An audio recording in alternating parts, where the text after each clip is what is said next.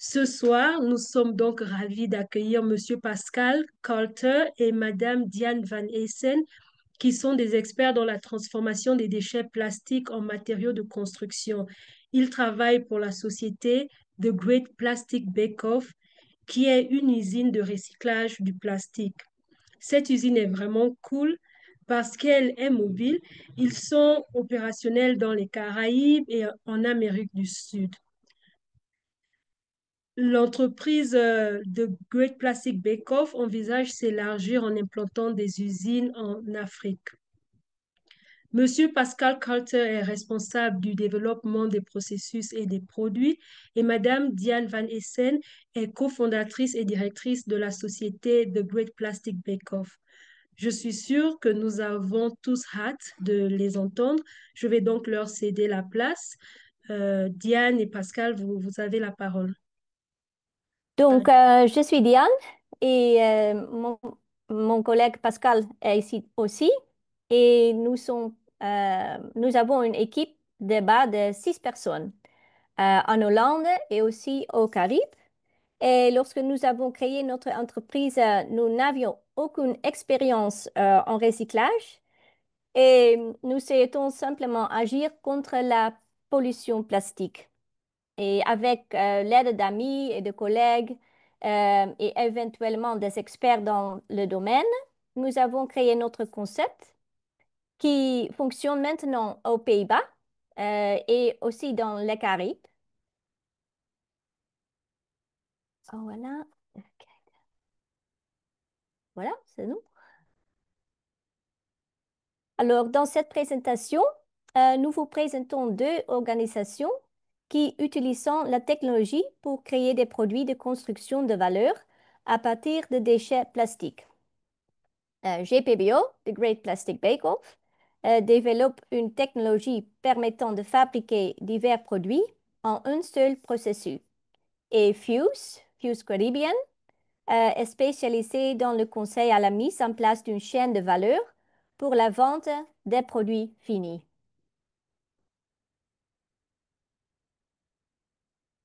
Alors, notre mission, euh, c'est grâce à notre concept de technologie verte, nous visons à prévenir la pollution par les déchets plastiques. Et nous nous engageons à accompagner nos partenaires locaux dans la création d'une activité de recyclage rentable ayant un impact économique, social et environnemental.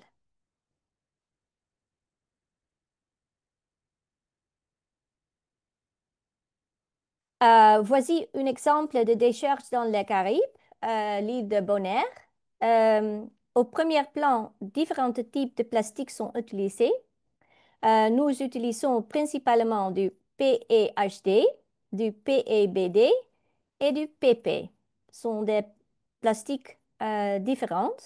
Et nous n'utilisons pas de PET dans notre mélange car ce type de plastique a une température de fusion pas plus élevée.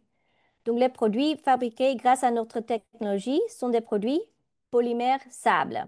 Mais à l'arrière-plan, on peut voir du verre qui, une fois broyé, peut être utilisé aussi comme matériau de remplissage à place du sable.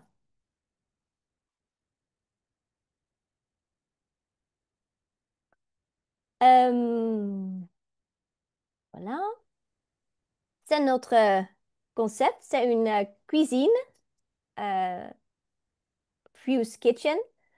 C'est comme une cuisine. C'est modulaire et mobile. Euh,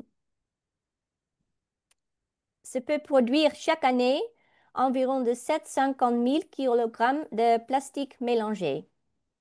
Il est modulaire car il comporte différents éléments assemblables comme l'élément de chauffant et la presse. Il est également mobile car il est intégré dans un conteneur d'expédition.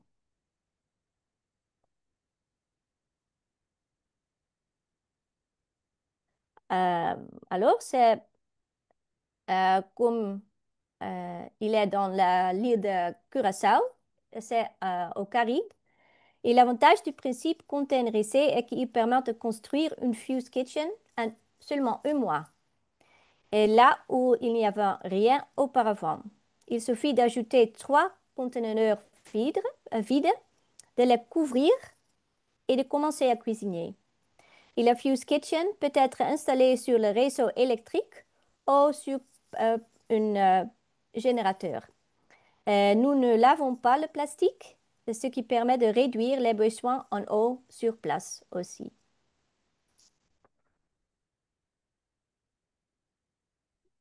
Et voici à quoi ressemble la Fuse Kitchen sur l'île caribéenne de Curaçao, où nous fabriquons des planches à partir déjà de plastique.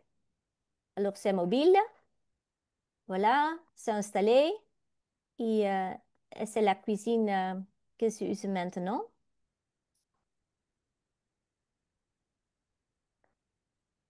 Et lorsque vous commencez à utiliser la Fuse Kitchen, nous vous recommandons certains équipements pour le brouillage des déchets. Vous pouvez consulter des exemples ici. Lorsque vous commencez à utiliser le Fuse Kitchen, vous pouvez les livrer nous pouvons livrer à nos clients selon leurs besoins. C'est un crusher ou peut-être un agglomérateur. Tout est possible dans notre concept. Alors, le technique, mais le processus est aussi important. Euh,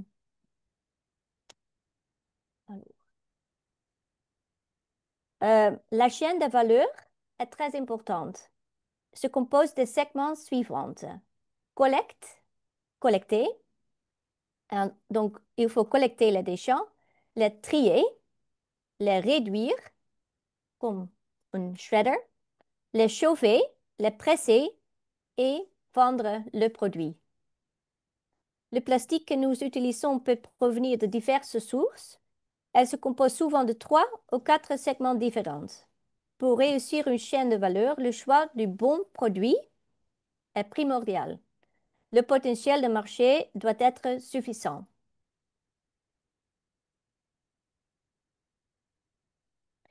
Et nous aussi tiens le social media.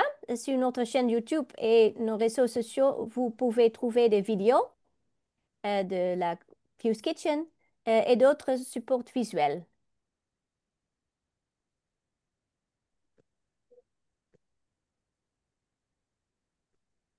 Voici une pyramide. C'est une pyramide de la valorisation des déchets.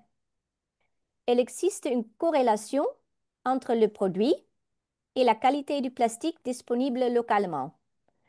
Plus le plastique est propre et récent, meilleur et complexe sera le produit final. Et grâce à une première quick scan, une Fuse Quick Scan, nous pouvons déterminer le produit à fabriquer.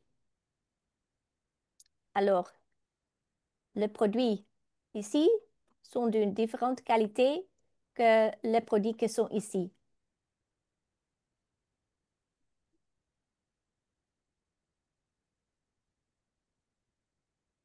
Voilà, le problème, la pollution plastique et les décharges à court d'espace sont des photos de notre île en Caraïbes et un problème énorme. Et il est donc préférable d'inciter les gens à trier leur plastique à la source. Les résidents peuvent les apporter à une station de recyclage ou le gouvernement peut organiser des nettoyages et collecter les déchets. C'est la situation idéale. Ici, vous pouvez voir une station de tri à Curaçao fabriquée avec nos panneaux EcoDuro. Alors, ce sont des planchons qui sont de plastique. Et le centre de recyclage est donc fabriqué à partir du plastique collecté sur l'île de Curaçao.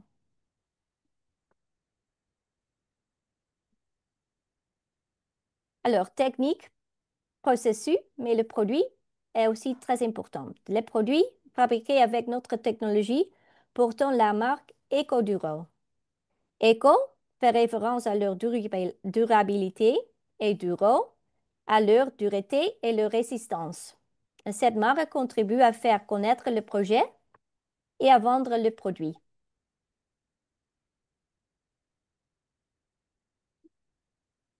Les produits en éco-dur sont très durables, fabriqués localement, résistants aux intempéries et nécessitant peu d'entretien. Une fois leur durée de vie écoulée, ils peuvent être recyclés grâce à un procédé de FUSE.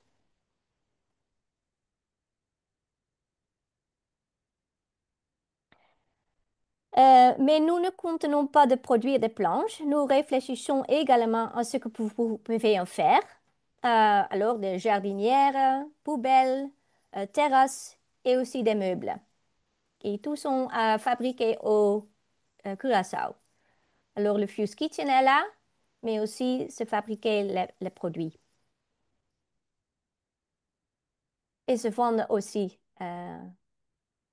localement.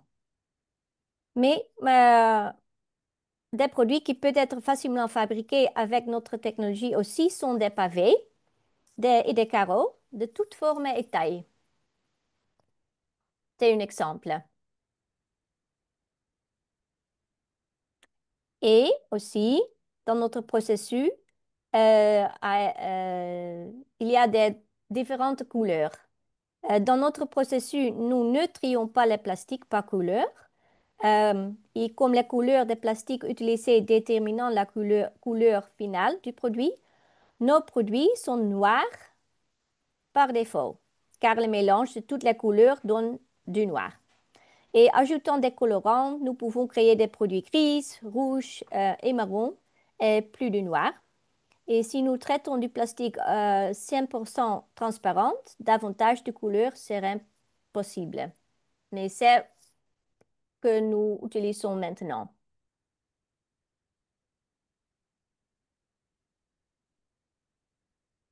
À droite, vous voyez notre partenaire Paul, le propriétaire de Bees Recycling à l'île de Barbados, aussi dans la Caraïbe. Ils fabriquent nos wave pavers. Ces dalles sont perméables, peuvent être posées selon différents modèles et permettant aussi l'absorption des eaux de pluie par le sol. Nos partenaires locaux sont indispensables pour notre projet et nous leur accordons une grande importance. Ils connaissent le contexte local et nous les soutenons par notre expertise et nos innovations. Et notre objectif est d'établir autant de partenariats que possible et de travailler ensemble en réseau pour nettoyer et garder la planète propre. Alors, quiz time. Laetitia, je ne sais pas s'il y a des questions. Peut-être le quiz premièrement, ou qu'est-ce que vous pensez?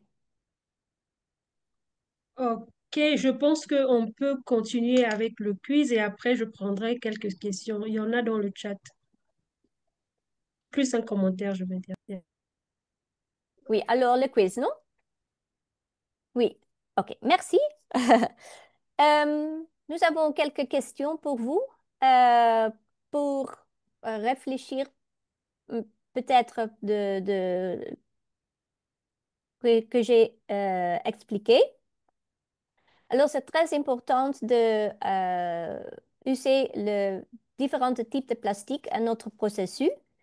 Et quel type de plastique pouvons-nous transformer? Le PET, le PP, ABS, PVC. Qu'est-ce que vous pensez? Bonsoir. Bonsoir. Je disais que je suis Franklin de l'organisation ARPJ. Nous sommes représentés dans cette province de la RDC. Actuellement, nous sommes au Sud Kivu comme notre bureau national. Je suis très content de l'exposé de Madame Diane, qui a bien exposé vraiment son interview. C'est bien que par rapport au plastique, moi, j'ai une question de savoir, après ces quelques types de plastique que nous pouvons transformer, il y a au niveau de chez nous, on n'a pas de matière, on n'a pas quoi. Qu'est-ce qu'il faut faire pour qu'on puisse accéder? Parce que c'est très important c'est très génial, ça peut aider même nos organisations, pas même avec même les communautés. Est-ce qu'il y a une possibilité d'ouvrir une formation par rapport à cette utilisation de transformation de plastique pour que ça puisse aider nos organisations comme étant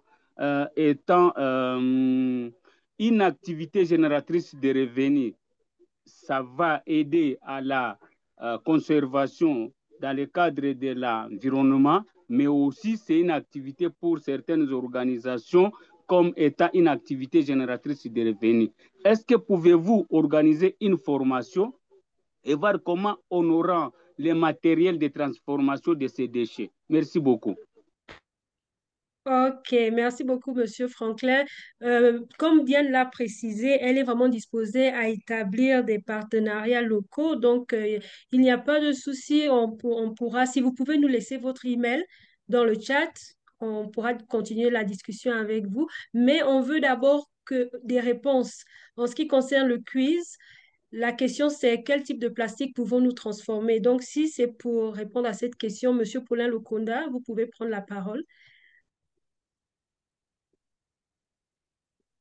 Oui, bonsoir Madame Laetitia, bonsoir à Madame Dina, bonsoir à Diane et toute l'équipe. Je suis très heureux d'avoir participé d'ailleurs, de participer à ces webinaires, puisque c'était vraiment un grand souci pour nous depuis. Nous étions en train de solliciter cette formation et merci beaucoup d'avoir répondu favorablement à notre demande. Moi, ce n'est pas vraiment, je vais donner la réponse, mais c'est une préoccupation aussi par rapport au quiz. Mais moi, je pensais que Diane, avant qu'elle pose cette question, elle devrait quand même nous dire, puisque tout le monde qui participe à ce webinaire ici ne connaît pas le type de plastique dont il s'agit ou bien elle fait allusion ici. Si elle pourra juste donner une explication sur le PET, le PP, c'est quoi, les ABS, c'est quoi, les PVC, c'est quoi. À partir de là, ça pourra donner la lumière à tout le monde de bien répondre par rapport aux questions. Et je voudrais juste ajouter quelque chose par rapport à ce que M. Franklin voulait demander, s'il y aura la possibilité de formation. Mais ce que nous sommes en train de faire ici, c'est déjà une formation sur la transformation de plastique en matière de construction, en fait. Donc, c'est une manière de valoriser ces déchets plastiques dont, de temps en temps, ça nous crée des problèmes dans nos villes, différentes villes, que ce soit dans nos rivières. Donc, c'est déjà une opportunité, c'est déjà un début de formation sur le métier vert.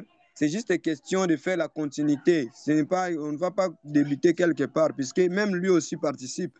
Donc, c'est question juste de présenter les besoins et puis on va continuer. Merci. Exactement. Donc, Diane, je ne sais pas si vous avez saisi la question. Monsieur Paulin Lecollet aimerait savoir ce que PIT, PP, ABS et PVC signifient. Oui. If it's okay, Letitia, I will do this in English and then maybe you can help me translate. Okay, let me. Okay, that's fine. Yes, so this is a very important question, and it's not a problem if you don't know the answer, because this is why recycling of plastics is so difficult, because there are so many types of plastics. So you need to know the types of plastic waste that are safe to recycle. So in our case, we use PP. So the answer is B. And B is the type of plastic you can use, like for instance, shampoo bottles. And those types of plastics are safe because in our process, the plastics are melted. So you want to have a safe way of working with those plastics. For instance, PVC, which is answer D, has toxic fumes. So that's why it's important when you start recycling, sorting plastics, that you know the types of plastics you can use. Okay. Before I translate, I just wanted to mention, are you also going to explain what PET means? Because they wanted to know the definition of Sure. each. Yeah, so. PET is the water bottles. Okay. Yeah, or the Coca-Cola bottles. Mm-hmm. The PP is a type of plastic for instance, shampoo bottles. Mhm. ABS, it's also a different type of plastic. And PVC is like you could use for sewage pipes or for Okay. construction, so the gray pipes. There's Okay. all different types of plastics that you cannot just recycle. You have to think about safety as well. Okay. Ok, donc je vais juste traduire. Elle mentionnait vraiment que la question est très importante, Monsieur Lokonda, merci de l'avoir posée. Et elle a mentionné que la réponse c'est le B, donc pipi. Et pipi, c'est le genre de plastique qu'on retrouve, dans lesquels on retrouve les shampoings. Donc les bouteilles de shampoing en général sont faites à partir du pipi. Et le PVC, c'est pas un bon plastique parce qu'il dégage des vapeurs toxiques. Donc, il est plus utilisé pour les canalisations d'égouts, pour la construction en fait. Mais c'est pas un bon plastique à cause des vapeurs toxiques donc qu'il dégage. Et le PET, il est plus utilisé pour les bouteilles d'eau, le genre de plastique dans lequel on va retrouver des boissons, genre de l'eau ou bien du Coca-Cola. Et donc, j'espère que j'ai tout abordé. Donc, c'est un peu ça elle a mentionné. So, je crois qu'on peut passer à la question suivante. Oh, le ABS, sorry. Diane, you said ABS was? Yes, I find it hard to It's translate computer to, housing, for instance. yeah, for instance, from the laptops or computers, Or bumpers from a e-waste, car. or bumpers from a car. Yeah, Oh, okay, it's a harder one. exactly. Yeah. OK. Donc, elle mentionnait que ABS, le genre de plastique qu'on va retrouver sur les ordinateurs, sur les voitures, il est plus dur en fait. C'est un genre de plastique plus solide. So, je pense qu'on peut continuer avec le quiz, Diane. Oui, merci. Une autre question pour la discussion. Il n'y a pas de problème si vous ne connaissez pas comment on se dit, the answer. OK. Yeah, oui. Alors, quel type de remplissage pouvons-nous, donc GPB of Use, utiliser dans le mélange plastique? Silice, Ecoduro, verre ou les trois? Quel type pouvons-nous utiliser dans le mélange plastique? Donc, plastique avec des autres ingrédients. Donc, levez la main si vous voulez prendre la parole. Il y avait une main levée, mais elle n'est plus là. Oui, Monsieur Junior,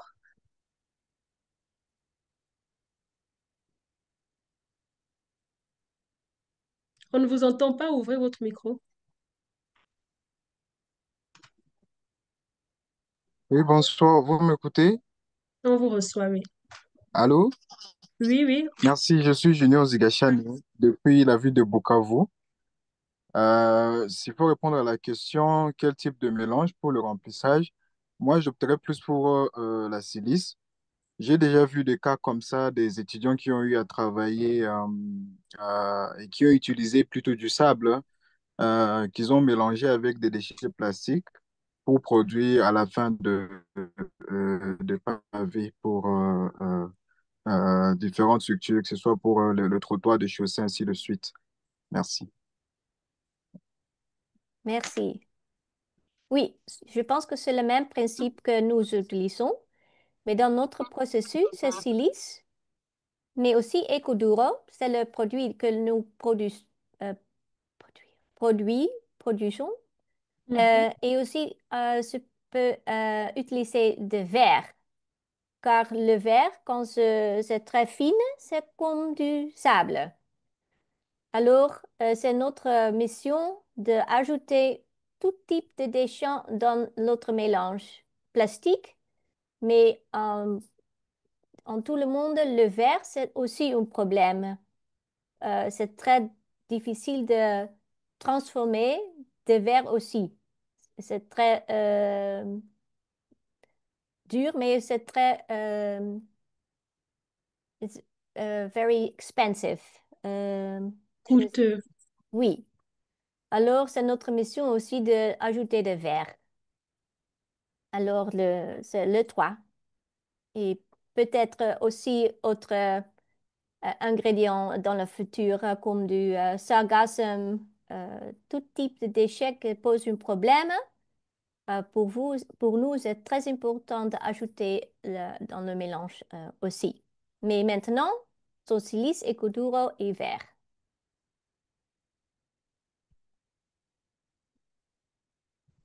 Autre question.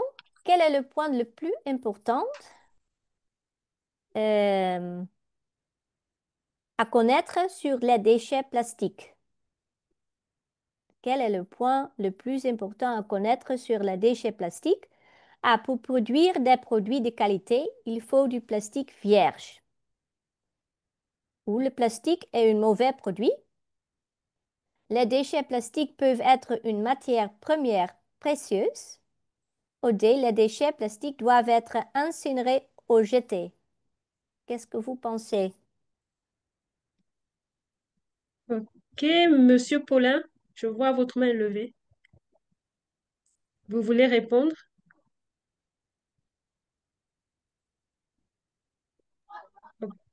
Oui,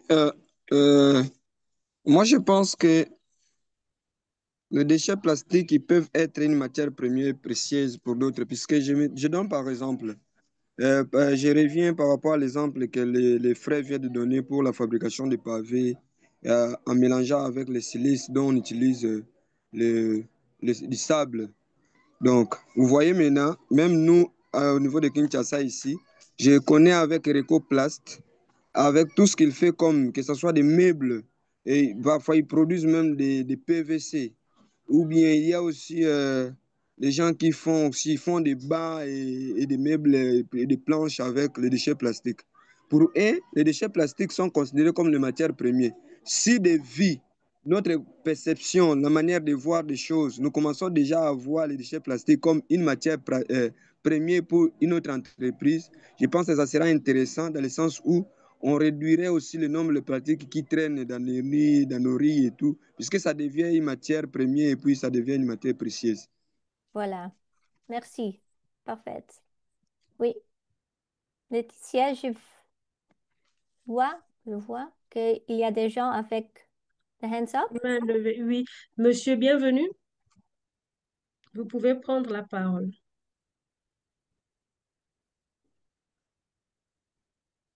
Monsieur, bienvenue. Ok, si Monsieur Bienvenu a des soucis, ok, c'est bon. Oui, bonjour. Allô? Oui, ok, Bonsoir. merci beaucoup. Moi aussi, je suis d'avis avec notre collègue qui vient d'intervenir parce que nous, ça fait plus de 8 ans que nous sommes dans le recyclage dans la ville de Goma et à Bukavu, au nord Kivu, au sud Kivu. Les déchets ménagers sont les matières précieuses parce que nous collaborons avec les entreprises qui font la collecte, nous sensibilisons les ménages de faire les tri à domicile et nous achetons les déchets plastiques pour que nous puissions les recycler en matière première comme les pavés plastiques et les cobois aussi chez nous. Et je suis aussi d'avis avec la réponse numéro C. Merci. Merci. Alors, arrête de la production d'articles et plastiques à usage unique, des tri à la source sur terre, nettoyage des plages ou les trois. Alors, c'est une question pour la discussion autrefois. Monsieur Christian, vous pouvez prendre la parole.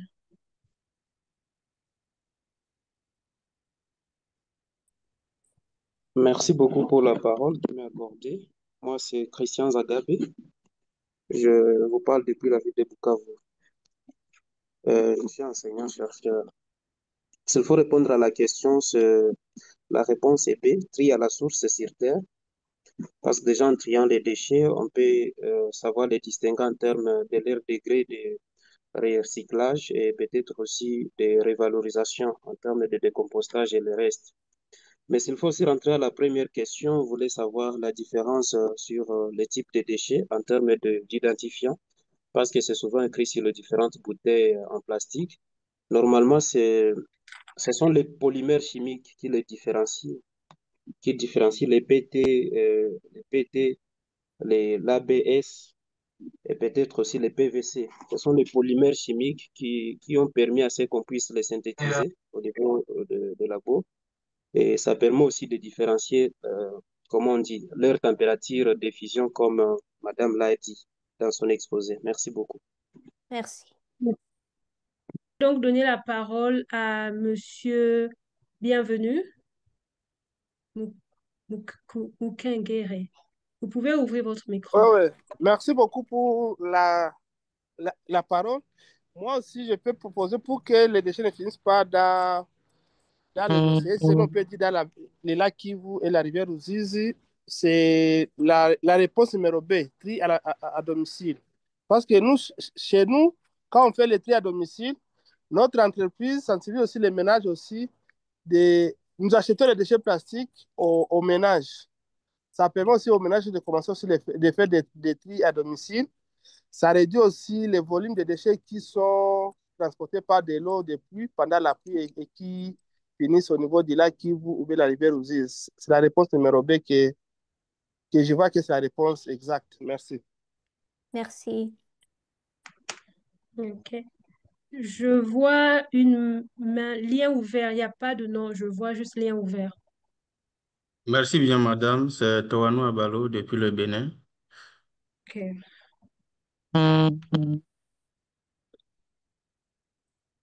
Posez votre question ou bien plutôt répondez au quiz. D'accord. C'est par rapport à la question posée, je vais pouvoir répondre. Et merci beaucoup aux communicateurs, aux deux communicateurs, en quelque sorte. Et moi, je suis Toano Abalo, je suis agroéconomiste. Je suis actuellement au Bénin, où vous m'attendez. Et la question des déchets plastiques est un défi majeur pour l'Afrique, non seulement l'Afrique, mais le monde entier. Cependant, pour la question, je propose la réponse D. Donc, la réponse D qui regroupe les trois autres réponses est plutôt au niveau de A. Au lieu d'arrêter, c'est de réduire. Je propose que ce soit le mot réduire la production et combiné avec les autres actions de B et de C, je pense que ça permettra à ce que les plastiques ne finissent pas dans les océans. Donc, voici ma proposition et une fois encore, merci pour cette communication. Oui, merci. Laetitia, I'm doing this in English again, if it's okay for you. Okay, go ahead. Because it's so important that recycling is not the solution to this problem. There needs to be cooperation between legislation, recycling, but also it would be easier for recycling if there were less different types of plastics, for instance, to make it easier for the recycling. But also if you make, if you work on reducing the use of single-use plastics, it all is a combination of all these actions that will make it work. So I think it's really important to emphasize that recycling is one of the things we can do to fight plastic pollution. We chose to do this, but we work together also with education programs to also stop the use of excessive plastics where possible, because we need plastic. It's a great product in specific types of use. But the waste and the pollution, that's the biggest problem that we're working towards to fight it. So I think that the other speakers also emphasize this mix is really important. Yeah. Donc, elle elle disait en fait que tous les trois éléments sont vraiment importants parce que un seul élément ne suffirait pas en fait. Elle disait que si on doit travailler ensemble, on doit emmener le recyclage et une coopération entre le recyclage et la législation. Et aussi, elle a mentionné que si on a moins de différents types de plastique, euh, ce serait plus facile aussi le recyclage. Cela faciliterait le recyclage. Et si on pouvait aussi réduire l'usage unique du plastique, ce serait aussi vraiment un pas important dans le traitement des déchets plastiques.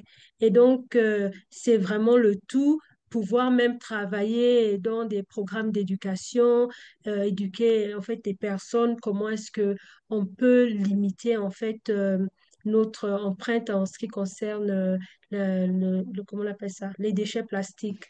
Donc, c'était juste pour dire que donc, tous ces éléments-là sont importants euh, pour garantir que les plastiques ne finissent pas dans l'océan. Ouais, merci. Oui. Donc, est-ce que c'est la dernière question ou bien il y en a d'autres? Oui? Il y a une autre question? OK. Oui, c'est la dernière question. Quelle est la condition la plus importante pour réussir la mise en place d'une chaîne de valeur? Une chaîne de valeur avec déchets de plastique. C'est matières premières plastiques ou finances, c'est demande de produits ou des énergies. Quelle est la condition la plus importante pour une chaîne de valeur euh, que fait un succès?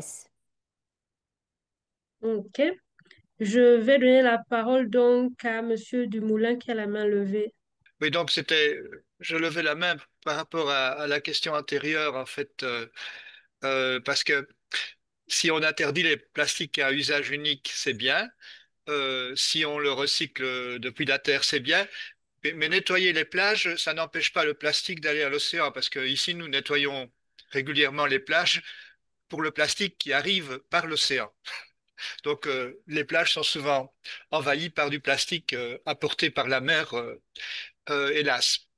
Mais juste, c'est un détail hein, pour le quiz, techniquement. Alors, je voulais vous dire aussi, j'ai fait un article, et je vais le mettre en anglais d'ailleurs, sur les mesures individuelles prises par les pays sur la, la pollution par le plastique, hein, principalement les pays d'Amérique du Sud, ici, depuis où je suis. Voilà, je vais le mettre en lien. Voilà. Et sur cette dernière question du quiz, ici, je pense que il faudrait préciser aussi ce qu'on entend par la mise en place d'une chaîne de valeur. Voilà. Merci. OK. Donc, vous aimeriez qu'elle définisse ce que c'est que la mise en place d'une chaîne de valeur. Oui. OK. Diane, je ne sais pas si vous avez saisi sa question. Il veut la définition de la mise en place d'une Mhm. chaîne de valeur. Yeah, I do it in English. Okay, Laetitia? OK. If I understand correctly, the question is, what does it mean, the chaîne de valeur? Yeah. So we call it a value chain, chaîne de valeur, which I showed previously in the presentation, that you have to have different steps with plastic waste to make it successful. And I'm now giving away the answer. The end product is the most important in this value chain, because if you can sell the product, if there's a market for the product, then you can pay for all the steps that need to be done, like the collecting, the sorting, making the shredding, and also making the end product. So this is what we try to do, is make a business model with plastic waste as a valuable resource. So not looking at it as waste, but as something useful. And that helps because if you can make a business model, then it helps all the steps in the chain to be, let's say, profitable, or to make it financiable, to make it, durable, also in the economic way. So a chaîne de valeur is a value chain. All these steps need to have economic value, and that you can obtain because you have a product that can be sold. If no one wants the product, then it's really difficult to pay for all the steps that need to be done for recycling. I hope it made sense for you to translate. Sorry. Yeah, I hope so. Can you name the steps? Is it the collection, the Yes. sorting? Okay, I Yes. see. Yes. Collection, sorting, shredding, Mhm. transformation, and selling the product. OK. Donc, vente de produits. Elle expliquait tout simplement, en fait, que la chaîne, c'est la chaîne de valeur, c'est tout simplement ces différentes étapes-là que l'on suit que l'on suit pendant le recyclage. Donc, y compris donc la collecte des plastiques, le triage et l'émiettement, etc., jusqu'à la production du produit qu'on veut. Et elle a mentionné que ce qui est très important ici, c'est de savoir quel produit on veut obtenir à la fin, le genre de produit qu'on veut obtenir à la fin. Et cela nous permet de savoir combien coûteux en fait seront ces différentes étapes-là, sera le processus de recyclage du début, donc de la collecte, triage, etc., jusqu'à l'obtention du produit. Donc au départ, il faut déjà savoir le genre de produit final qu'on veut avoir, qu'on veut vendre, et comme ça, on sait combien coûteux sera le processus de recyclage.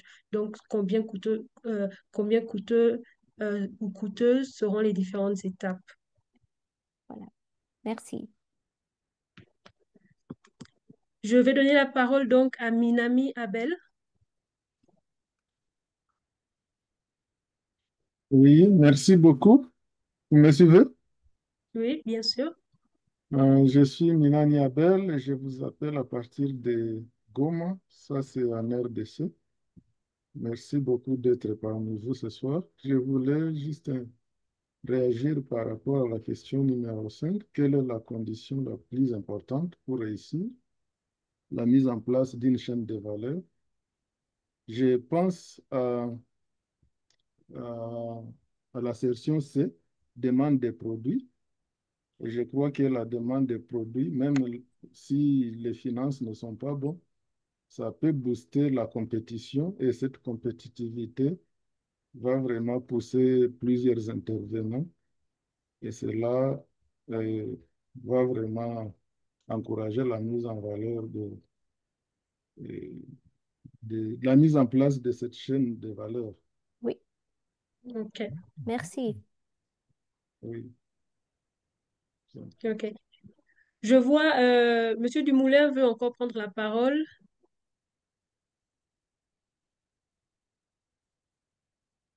Oui, oui, je suis d'accord aussi. Ce qu'il y a, c'est qu'ici, nous avons souvent des produits fabriqués avec du plastique recyclé. Et le problème, c'est que souvent, le prix de ces produits est plus élevé que les mêmes produits avec du plastique non recyclé.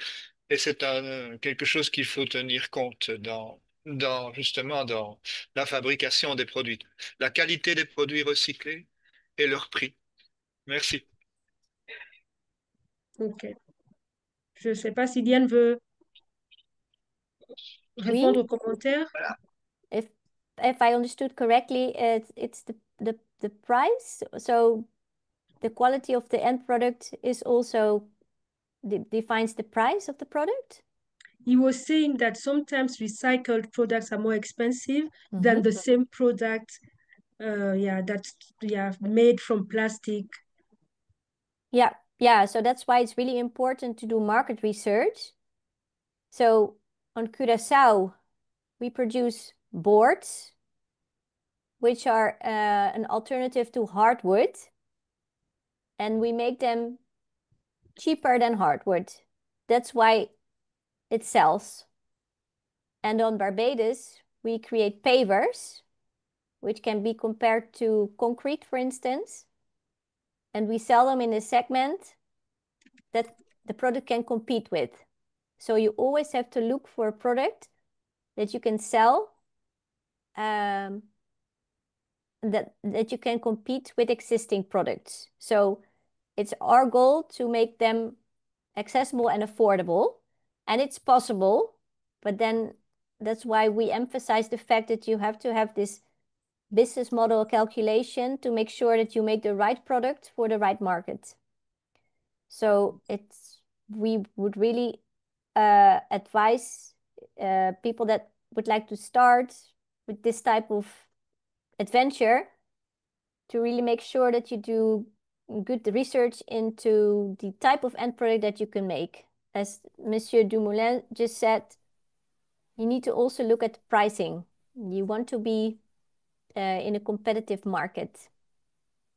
And it's possible, but you really have to do some research. Exactement. Donc, pour résumer, elle disait tout simplement que c'est pourquoi il est important de faire une étude de marché pour être sûr qu'on peut concurrencer les produits existants. Et donc, voilà. Monsieur Dumoulin, c'est vraiment un bon point que vous avez soulevé. Et elle dit que c'est important de faire une étude de marché avant de décider ce qu'on veut produire pour se rassurer qu'on pourra concurrencer les produits qui sont déjà sur place. Je vais donner la parole à Monsieur Anselme Alio. Oui, bonsoir Madame Laetitia, bonsoir à tout le monde. Je suis très content de la présentation de Madame Diane et aussi pour cette thématique qui est très importante et liée à la transformation des déchets plastiques. Euh, j'ai oublié, je dirais que je vous rejoins depuis la République démocratique du Congo. Et je suis agent dans la conservation et nous travaillons également sur ces questions pour la lutte contre des pollutions, la lutte contre tout ce qui est problème qui peut aggraver les changements climatiques. Alors, à ce qui concerne cette question, quelle est la condition la plus importante pour réussir dans la mise en place d'une chaîne de valeur? Oui, vous avez dit que la demande des produits, c'est très important, mais j'ajouterai quelque chose par rapport à cette question, c'est que ça dépend d'une zone à une autre. Nous qui sommes, par exemple, dans la zone Afrique subsaharienne, c'est vrai, la demande des produits, il faut faire au préalable l'étude du marché pour réussir, mais il faut aussi beaucoup encourager les gens de commencer par réunir les moyens, et ce sont les moyens financiers pour arriver à atteindre ces objectifs de transformation, mais aussi il y a le problème d'énergie dans notre région. C'est-à-dire, pour arriver à atteindre ces objectifs-là, il y a plusieurs paramètres qui entrent en jeu et ça ne doit pas seulement jouer autour de l'étude du marché. Il faut qu'il y ait la finance en permanence, il faut qu'il y ait l'énergie parce que ce sont de mini-usines que vous allez mettre en place pour essayer de transformer tous ces déchets plastiques. Je crois que en dehors de la demande des produits, il faut ajouter la question de finance et de l'énergie particulièrement pour nous qui sommes dans la région d'Afrique subsaharienne. C'est ce que je voulais ajouter comme contribution. Merci, madame. Oui, très bien, merci Merci. bien. Oui, l'énergie, c'est aussi un paramètre pour combiner dans la calculation. Et c'est différent en tous les contextes. Mais c'est très important. Et nous, for us, it would be great.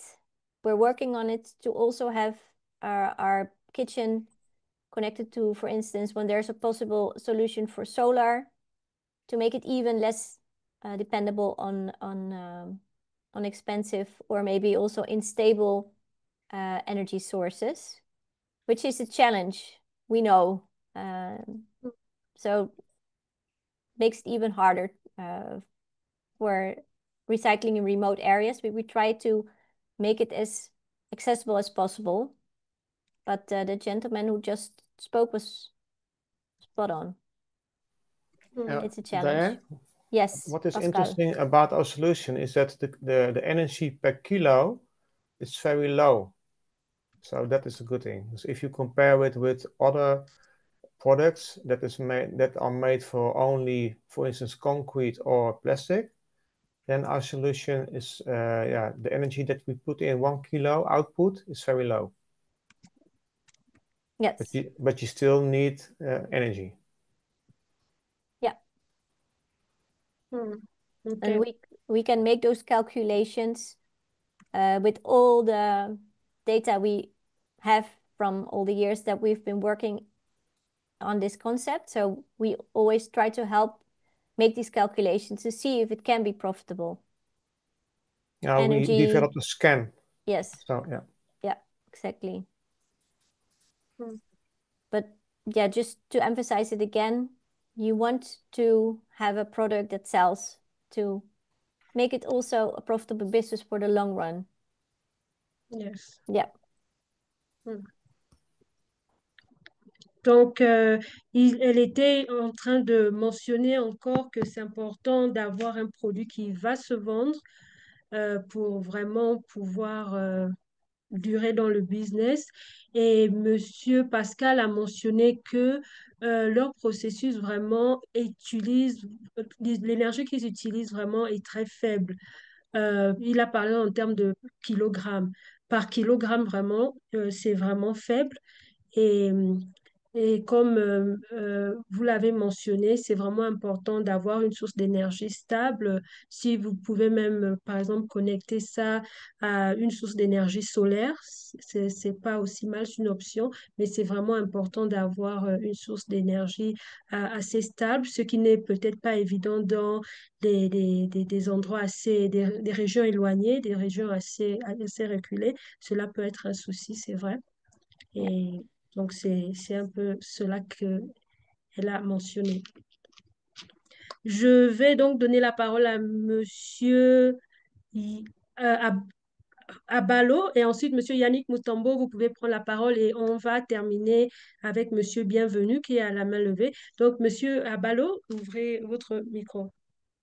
Merci bien, Madame Laetitia, et merci aussi à Madame Diane pour, en tout cas, sa position économique. Je pense qu'ici, il faudrait que nous rappelions que nous sommes dans un contexte d'économie circulaire. Et du coup, moi, je dirais qu'il s'agit ici de l'équilibre entre l'offre et la demande. Donc, si le producteur, lui, n'arrive pas à avoir satisfaction en matière de sa production, il ne va pas se lancer encore dans ce projet. Et aussi, de l'autre côté aussi, si le consommateur n'a pas de satisfaction, il ne va pas se lancer non plus pour l'achat de ces produits. C'est pourquoi il est vraiment impératif de procéder, comme Madame Diane l'a dit, à une étude de marché. Une étude de marché va pouvoir regrouper que ce soit le point A, le point B, le point C, le point D. Et prenant en compte tous ces paramètres, il faut, ce producteur va pouvoir trouver le juste milieu pour donner une satisfaction, que ce soit à ses clients et aussi à ses employés et à lui-même, parce qu'il faut faire des tris. Il y a beaucoup d'activités à l'interne. Donc, sans étude de marché, sans étude de faisabilité, on ne peut pas se lancer. Et je suis d'accord que le point C, oui, c'est la finalité. Mais il faut vraiment que toutes les interventions puissent concourir, en tout cas pour se centraliser sur le point C. Sinon, on aura biaisé un choix ici. Merci bien. Merci. Bonsoir à tout le monde. Moi, c'est Yannick Mutombo. J'aimerais intervenir par rapport à l'approche, à l'approche et faire un petit commentaire par rapport à l'offre et la demande. Ce qui est vrai en matière de recyclage des déchets plastiques, c'est un business qui n'est pas rentable. Si on compare par rapport au prix et par rapport au coût de production. Mais c'est très important qu'on arrive à sortir de l'approche de l'économie circulaire, parce que là, on reste toujours dans le business. Mais c'est pour les déchets plastiques, le respect des déchets plastiques, c'est le business, je dirais, social, l'entrepreneuriat social. Et que donc, on doit arriver à monter une approche qui se base sur l'économie sociale et solidaire. Quand on parle de l'économie sociale et solidaire, en faisant même l'étude de faisabilité, on ne doit pas vraiment écarter les ETD, dans ces business en question. Parce que quand on travaille maintenant, nous sommes en train de développer un modèle, vraiment c'est un incubateur d'accélérateur d'innovation qui va impliquer les ETD à comprendre que on ne peut pas arriver à travailler, à faire les recyclages des business de déchets, les recyclages des déchets plastiques sans pour autant qu'ils soient, les ETD soient des parties prenantes. Sinon, il n'y aura pas des entrepreneurs, il n'y aura pas des jeunes entrepreneurs qui pourront évoluer dans les questions de recyclage des déchets. Parce que par rapport au coût de production et par rapport au prix du produit sur les marchés, ces business restent moins rentables. Merci. OK. Diane, j'espère que vous voulez répondre à ce commentaire ou bien on peut demander à Monsieur Yannick Moutambo qui a encore sa main levée de prendre la parole. Ok, non, il a baissé la main. If you could maybe translate for me, I didn't really understand it completely, so. Ok, j'aurais Sure. besoin qu'il définisse ce que c'est que les EDT. J'entendais EDT, je ne sais pas trop de quoi il s'agit. But he was saying that it's for him, he doesn't think that it's a business that allows people to really make money. So they will need help from the ADT. They will need stakeholders to be involved, like the ADT. OK. But OK. OK. EDT, c'est entité territoriale décentralisée, c'est-à-dire les municipalités. Pour nous, par rapport à notre contexte, on a les mairies, on a les communes, on a les chefferies aussi. Et que donc, pour nous, parce que nous avons déjà compris cet écart par rapport au coût de production et le prix du produit sur les marchés. Et maintenant, je pense qu'on aura le temps d'échanger par rapport à notre modèle. Je n'aimerais pas que j'arrive à le dévoiler ici du fait que je n'ai pas ces monopoles, au fait, de pouvoir les partager parce que c'est en pleine conception. Et notre modèle se repose sur l'approche de l'économie sociale et solidaire. Et que donc, au-delà, c'est de voir comment est-ce qu'on peut arriver à combler la différence pour arriver à permettre les investisseurs, les entreprises qui se donnent dans les recyclages de déchets plastiques à pouvoir gagner un peu de profit afin qu'ils puissent continuer à recycler des déchets. Parce que ce qui est vrai, si on analyse les statistiques par rapport aux statistiques, si les entreprises, si on prend Bukavu, heureusement, le bienvenu est là. Si on prend les entreprises de Bukavu qui se sont lancées dans le recyclage des déchets plastiques, je pense qu'à 70%, ils se sont retirés.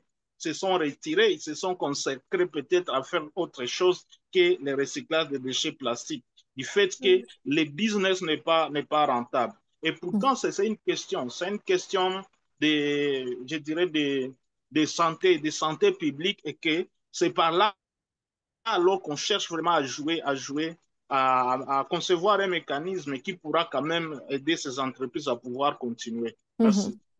Merci.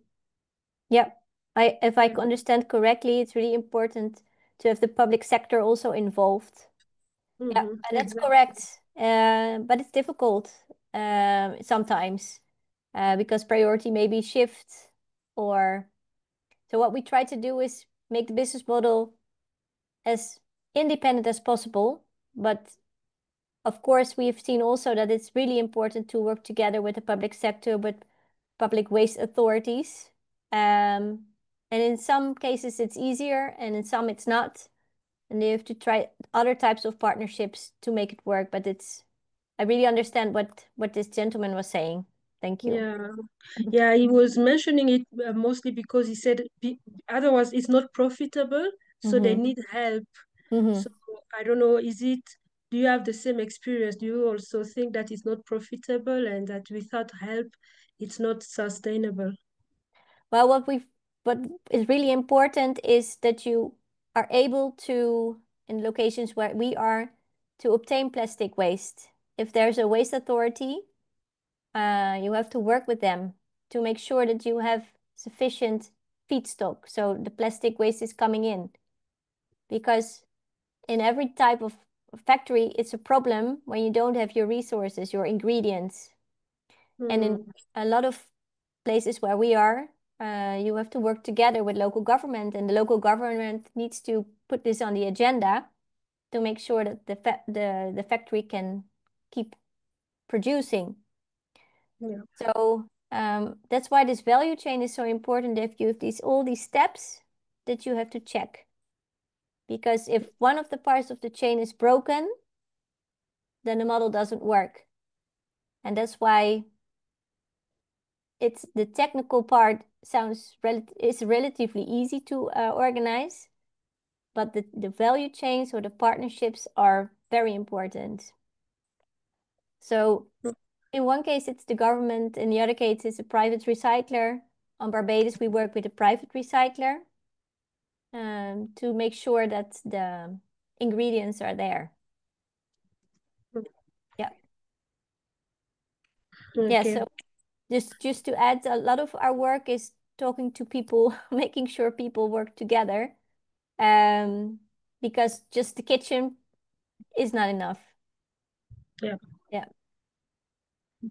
Donc, Diane ajoutait tout simplement que c'est vraiment important de s'assurer que vous avez en fait les déchets plastiques. C'est souvent ce qui peut peut-être causer problème dans la chaîne lorsque les déchets plastiques, en fait, quand il n'y a pas toujours d'entrée, donc s'assurer en fait que la source d'où viennent les déchets plastiques, que vous travaillez avec vous pouvez travailler avec un recycleur privé ou avec le gouvernement, mais c'est vraiment important d'avoir cette collaboration-là pour s'assurer que euh, vous pouvez toujours avoir accès donc à au plastique pour pouvoir faire votre recyclage.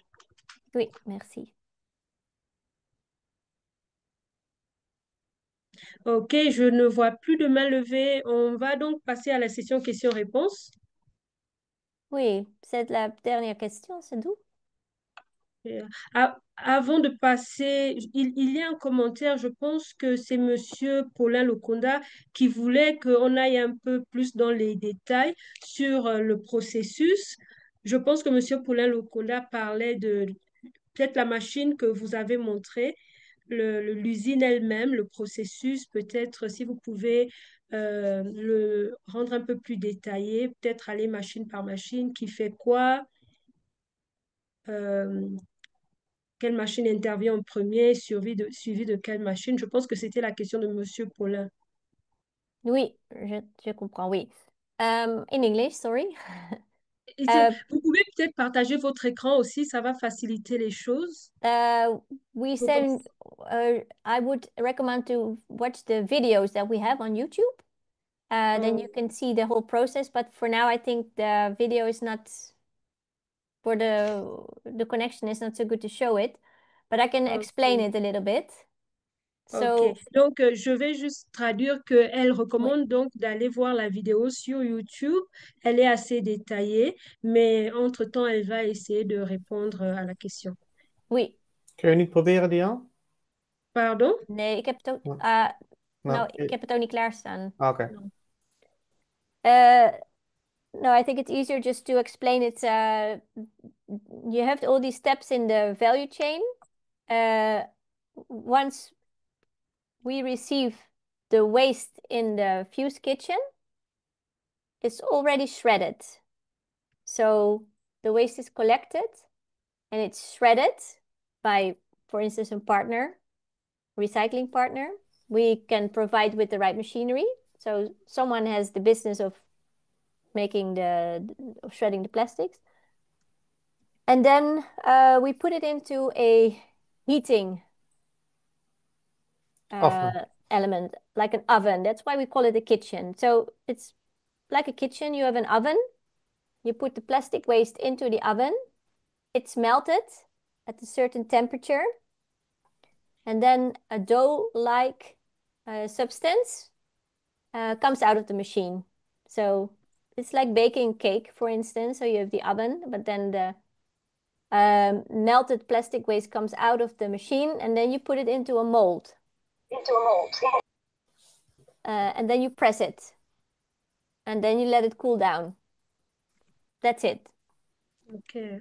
Yeah, so what we offer is this whole process. So you don't need anything else. You need the plastic waste, the oven, the mold, the press, and then you let it cool down. And then you have your product. And it can be a board or a paver.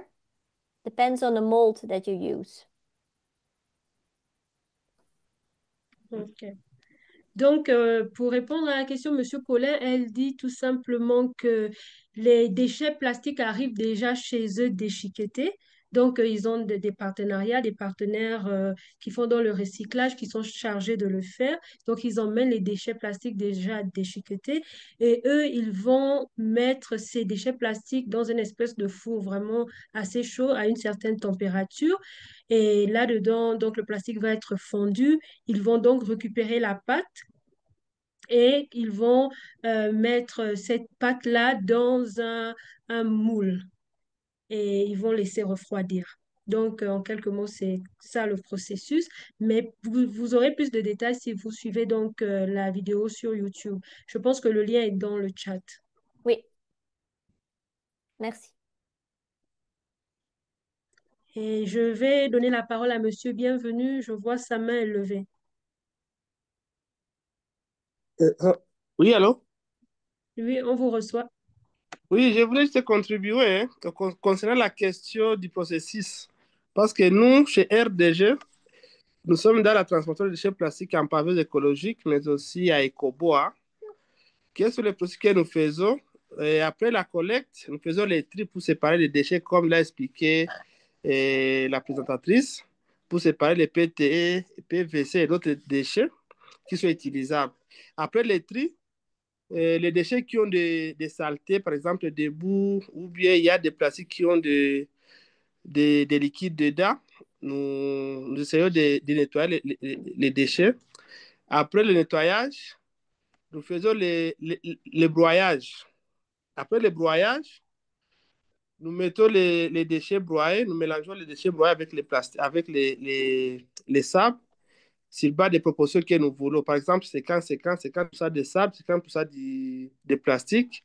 Ça dépend des commandes, des matériaux que nous allons utiliser. Et après le mélange, nous mettons ça dans l'extrudeuse. Nous avons les extrudeuses que nous avons fabriquées nous-mêmes ici à Goma. Après l'extrudeuse, l'extrudeuse nous permet de fondre les déchets plastiques mélangés avec les sables. Après l'extrudeuse, nous obtenons la pâte et la pâte, nous mettons ça dans les moules. Après avoir la pâte dans la moule, nous pressons nous avons des presses hydrauliques ou bien les presses mécaniques qui nous permettent de presser la pâte dans les moules pour obtenir les produits que nous voulons. C'est ça les produits que nous voulons. Et ceux qui ont besoin d'avoir des formations dans le système de recyclage des déchets plastiques en pavé à Ecobois, ils peuvent nous contacter. Nous sommes à Goma. Dans la ville de Goma, au Nord Kivu, nous pouvons aussi les aider aussi à commencer les activités dans l'économie circulaire, l'entrepreneuriat vert. Nous sommes disponibles. Oui, oui. Nous offrons des formations, l'expertise. Nous avons un centre de recyclage que nous offrons aussi aux jeunes qui sont ambitieux dans ce secteur. Merci beaucoup. Ok, merci. Merci beaucoup, Monsieur Bienvenu. Monsieur Bienvenu a partagé donc son contact dans le chat. Si vous voulez le joindre, donc vous pouvez aller dans le chat. Il a partagé son email et aussi son numéro de téléphone. Merci beaucoup, Monsieur Bienvenu. Monsieur Junior, vous pouvez prendre la parole. Merci beaucoup. Merci pour la parole que vous m'accordez. Merci aussi à Madame Diane pour sa présentation et à toutes les autres personnes qui participent à cette séance de ce soir. Alors, ma question, c'est par rapport aux différents types de plastique qui existent. Madame Diane était déjà revenue sur ça. Elle a présenté en détail les différents types. Mais nous savons s'il faut les grouper en deux types principaux.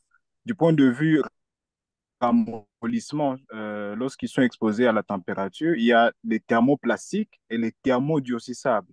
Oui. Les thermoplastiques, par définition, pour eux en tout cas, lorsqu'ils sont portés à une certaine source de température, ils peuvent fondre facilement et on peut les déformer et leur accorder une autre forme. Tandis que les thermodurcissables, une fois qu'ils sont fabriqués, ils gardent leur forme et ils ne peuvent plus être modifiés. Ouais, du coup, j'aimerais savoir, dans l'entreprise de Madame Diane Kitchen, j'ai oublié la suite, pardon, est-ce que il ne recycle que les thermoplastiques, c'est-à-dire que les plastiques qui peuvent être fondus et ramollis, ou bien ils peuvent aussi recycler de plastique du type thermodurcissable. Ça, c'est la première question. La deuxième classe qui est encouragée ces derniers temps, euh, dans certains pays, par exemple ici chez nous en RDC, à plusieurs reprises, le gouvernement a pris des mesures, surtout le gouvernement provincial ici au Sud Kivu, des mesures pour interdire l'utilisation de certains produits plastiques parce qu'on trouvait que c'était une source importante de pollution ici en ville. Et même si ces mesures n'ont pas toujours été suivies malheureusement, mais quelque part, lorsqu'on encourage également le recyclage, la question maintenant, c'est de savoir est-ce que ce ne serait pas également encourager la production parce que plus on encourage le recyclage, c'est comme si quelque part on encourage également la production pour avoir de la matière première. Or, le plastique, c'est l'un des produits auxquels le monde actuel fait face et on aimerait le plus possible limiter l'utilisation de produits plastiques. Alors, comment on peut limiter l'utilisation tout en encourageant également le recyclage? Or, pendant le recyclage, on est à la recherche de la matière première qui est le produit plastique. Merci. Donc, c'est un paradoxe. J'aimerais qu'on puisse éclaircir un tout petit peu sur cette problématique-là. Merci beaucoup. Merci. So, Laetitia, if I understand it correctly, question 1, what types of plastic waste can we use regarding the melting temperature? Yes. And then question 2 Exactly, is... exactly. Yeah, sorry. Yes, I just need to make sure I understand correctly. And the second question is about, do we encourage people to keep using virgin plastics because we recycle them anyway? Is that the question? The second question is that is recycling not encouraging production of plastic? How can we mitigate, though we recycling, how can we mitigate or discourage the production of plastic? Yes, I understand the question. So the second question I can answer, and the first one is, I think, for Pascal. But the second one is a very good question. From our perspective, we see our solution as a transitional solution. So hopefully, when we work on the reduce, reuse, recycle trilogy, then we make sure that plastic waste pollution is out of this world. But we need to have legislation in place. People need to stop producing so much virgin plastics. As you might have seen also with the plastic treaty they tried to organize, it didn't work. The plastic waste crisis has so many aspects that we need to solve. So we focus on plastics that are very difficult to recycle. And there's also so much of this plastic waste that I will never live to see the plastic mountain be gone. But it's a very good question. But we hope that with awareness and with people making people aware of the plastic pollution part, the people will start using less plastic waste. We try to do our best to, recycle the small part that we can control. But the problem is so big. Unfortunately, we need everyone to work to stop this. And for the first question, Pascal, can you explain how we work with different types of plastic waste? Because one plastic melts faster than the other. Yeah, it's a very good question. I think... Sorry? Oh, yes, Laetitia. Can I quickly translate what you just said? Oh, sorry, I'm so sorry. Yes, of course. Donc, elle répondait à la deuxième question la question était en fait de savoir est-ce que c'est pas un peu paradoxal, est-ce que le fait qu'on recycle les déchets plastiques ne va pas encourager la production? Et donc, elle a répondu en disant que leur solution est vraiment transitoire. Ils font vraiment de leur mieux pour limiter les déchets. C'est pas en fait la meilleure des solutions, mais c'est vraiment pour vraiment alléger le poids sur l'environnement. C'est donc une solution transitoire, mais vraiment, tout le monde a besoin de s'y mettre. On a besoin que des législations soient mises en place vraiment pour limiter la production de plastique et au niveau des populations, on a besoin d'en fait apprendre à mieux gérer cela. Donc, c'était un peu sa réponse. Leur solution, c'est une solution transitoire. Donc, Pascal? Yeah, so it was a very good question. I don't speak French, so I have a French name. So, but I heard the word thermoplast, and that is correct. We only use thermoplast types of plastic because those kinds of plastic you can melt again and put in a new shape. So, for instance, LDPE, HDPE, and PP. Those three types of plastic are you can transform again, and PET you can also transform that, but the temperature, the melting temperature is very high. So, for instance, LDPE it's melts by 110 degrees, but PET it starts melting by 300 degrees. So, in the time that the PET is melting, the LDPE is burned, and you don't want that because it's not very good for your health. And it's also not good for your product. So we did a lot of testing and experiments. So we know exactly which product we put in a mix, because in our process we also mix it. So after we shred it, then we mix it with, for instance, sand or glass. And we know the temperature of the product has to be not higher than you damage the polymers. So every plastic is about a string of polymers, and if the temperature is too high, then you can't use the plastic anymore. So the whole process, it is easy, but you also have to think and you have to know what you are doing.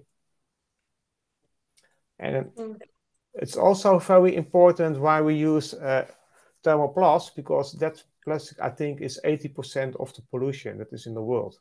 Because all the packaging, the food packaging, it's always a thermoplast. So, for instance, if you put plastic out of the water, the thermoplast is floating, and all the other plastic goes to the bottom. So on the surface, it is always it is a thermoplast, or it is a bottle, because there is air in it, so it's floating. OK. Thank you. Donc, je pense que Monsieur Junior a tout compris. Je vais juste brièvement résumer. Il a dit que la réponse est il n'utilise que le thermoplastique parce que, de un, c'est celui qu'on peut encore malayer, on peut changer de forme, on peut encore transformer, mais aussi il représente 80% de plastique qui cause la pollution, en fait. Donc, c'est vraiment la raison pour laquelle il travaille plus avec les thermoplastiques. Et je vais donc donner la parole à Monsieur Bahati. Okay, so we'll speak in English so that our presentators be able to understand clearly my question. I think so. The aim of this presentation was the management of plastics waste. And the goal is just to protect the environment. And in the process of the management that were presented here, it says that the plastics are split into small parts, and then they are heating and so on until they have the end product, which can be used for many applications or for many activities.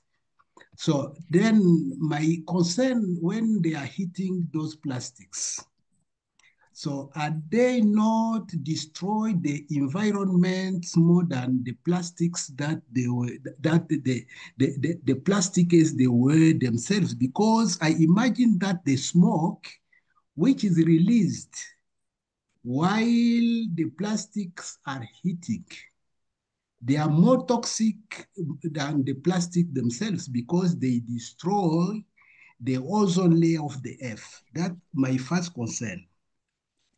The second concern, I'm going back to a question of one of our participants here who was asking about, so by encouraging people to heat those plastics or to transform those plastics, is not a means to ask to people to continue using them when we know that the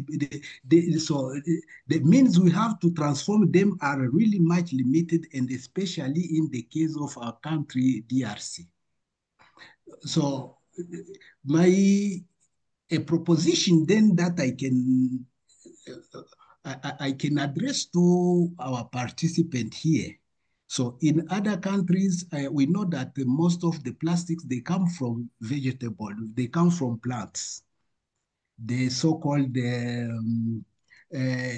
red plastics in history, we have thought about red plastics, which were taking from some plants in DRC, and where people were dying just when they were collecting the plastics from the so-called EVA. Then is it possible to find a means which is easy? It means to transform those plastics to their natural forms by using some chemicals, to mix them with some chemicals without heating them, and then to allow the microbes to degrade them is not a means which exists in that direction, which can be much useful and which will also protect the environment nicely rather than heating.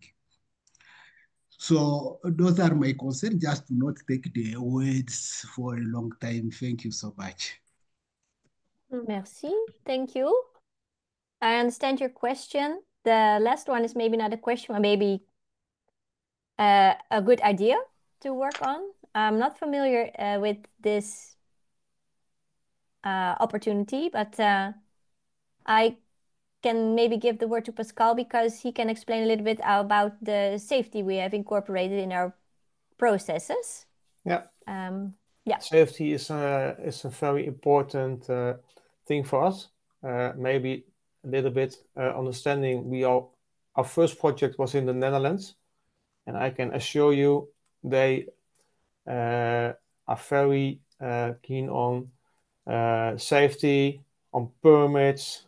I think the Netherlands have one of the most permits that you can think of.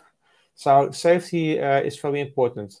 All the plastic that we are melting, also the question that I just answered, they are safe if you melt it because they are thermoplast.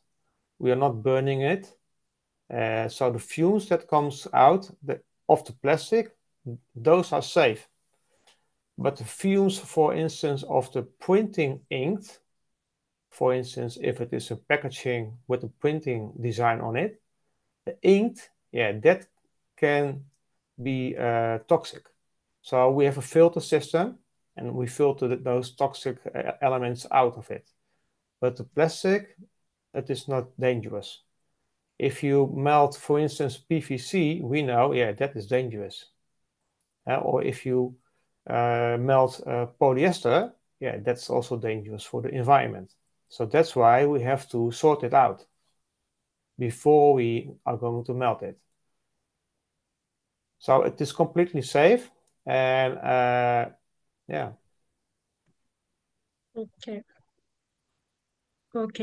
Donc, je pense que tout le monde a plus ou moins compris, mais je vais brièvement essayer de traduire pour ceux qui n'ont pas compris. Et donc, le souci de la personne qui a posé la question, c'était tout simplement de savoir si il n'y avait pas une meilleure façon en fait de faire parce que lorsque on brûle, donc on met ces plastiques-là dans un four pour chauffer, il y a des fumées qui sont dégagées et ces fumées-là sont toxiques. Et donc, Monsieur Pascal a répondu que c'est pourquoi ils font attention, ils trient les plastiques, donc le genre de plastique qu'ils vont brûler, ils ne brûlent pas tout genre de plastique. Par exemple, ils savent que le PVC est assez toxique. Donc, ils trient les plastiques et ceux qui sont toxiques, ce ne sont pas ceux-là avec lesquels ils travaillent.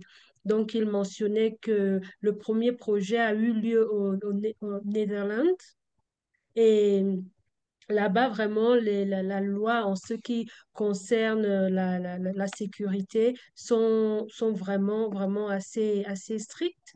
Et donc, les lois en matière de sécurité sont assez strictes. Et donc, on peut se rassurer qu'ils suivent vraiment, en matière de sécurité, ils sont vraiment assez stricts. Ils font vraiment attention au genre de plastique qu'ils utilisent pour le recyclage. Parfait. Et yeah, and he has another question. I don't know if you want to address that one, or I can give I can ask Mr. Abalo to ask his question. I don't know if you address that Yeah, question. he is referring to another technique. I don't know. So there's a lot of plastic. So we support all the safe techniques that you can do something yeah, useful with plastic waste. But I don't know it. Ok. Donc, Monsieur Bahati, est-ce que vous avez une idée d'autres techniques que vous aimeriez peut-être partager avec nous? Okay, thank you so much. Thank you so much. Are you hearing me on that side? Oui. So can I speak in French so that I be heard by most of the participants because I know that most of us speak French. So, en fait, il y a beaucoup de façons et je pense qu'ils peuvent protéger l'environnement parce que la technique là de chauffage, c'est beaucoup plus dangereux. Parce qu'il n'y a pas de solution absorbante au niveau de la sortie des fumées qui peuvent supporter la chaleur et au même moment les produits chimiques qui sortent des plastiques. Mais je pense, parmi les bonnes manières qui sont là, on connaît que les plastiques ont une durée de vie qui est beaucoup plus longue. Il y a des possibilités, par exemple, dans les cas de nos pays qui n'ont pas une technologie de protection de l'environnement, il est possible, par exemple, de creuser, de collecter les plastiques, de les compresser ensemble et puis de les enterrer à une profondeur à une profondeur qui est considérable. Et on met la terre au-dessus parce qu'on suppose que même ceux qui cultivent les plantes sur cette terre-là, les racines ne vont jamais atteindre la profondeur du sol.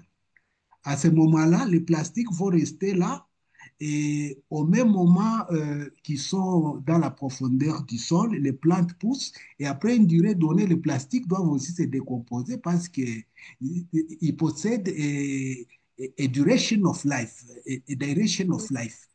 They can decay after a given period. La deuxième possibilité qui est là, il y a de ces substances chimiques. Je pense avoir même dirigé une mémoire de maîtrise ou même de doctorat dans ce sens-là. C'est-à-dire qu'il y a surtout des plastiques légers parce que ce sont des plastiques que nous avons, par exemple, au Congo, des emballages. Ce sont des plastiques moins épaisses que nous avons pour la plupart là-bas. Alors, il y a possibilité, par exemple, de traiter ces plastiques avec des produits chimiques pour qu'on les transforme en plastique biodégradable. Et par conséquent, ces plastiques, on peut les donner maintenant aux microbes et ils vont être transformés maintenant en engrais plutôt qu'en polluants. Voilà un peu aujourd'hui des alternatives sur lesquelles nous sommes en train de travailler pour essayer de voir comment on peut déjà gérer ces plastiques qui sont moins épaisses parce que c'est ça, la plupart des plastiques qui dérangent, ce sont les plastiques moins épaisses, les plastiques minces. Voilà un peu une contribution là que je peux amener. Mais sinon, je pense comme mes collègues de l'IOB sont là, prochainement, on pourra discuter suffisamment avec eux pour voir quelles sont les conséquences de ces produits lorsqu'on les transforme en produits dégradables, combien de durée il faut prendre pour que les microbes les décomposent. Je pense que ça, c'est la bonne manière qui peut facilement s'appliquer, surtout dans les cas de notre pays, la RDC. Merci beaucoup. Okay, thank you. So Thank you yes, too. yeah, so he was just mentioning that we can bury the plastics deep down where the root of plants want to reach, and then after a while the plastic will decompose. And he said also that for some plastics that are not very thick, we can always treat them with chemicals to make them biodegradable. And that's other alternatives that we have. Yeah. Thank So you. there are a lot of alternatives, but we are focusing on making nice and beautiful products of it. Yeah. So can I probably explain more because I'm still online? Can I explain more in English so that he heard what I was talking about? You can go ahead.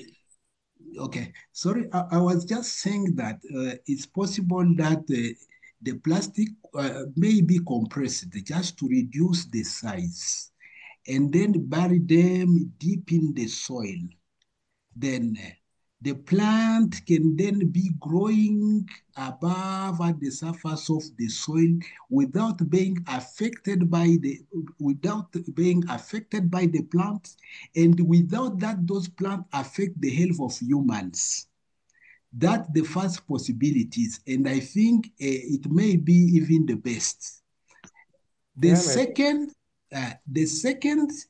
is just applied for the thin plastics, the plastics which are not thick. Those plastics may be digested by some chemicals, which transform them into biodegradable forms. And then from the forms that are obtained, we can then feed them with the microbes. Instead of being pollutant in the nature, they contribute to fertilize the soil. And this is because most of those thin plastics, they come from plants.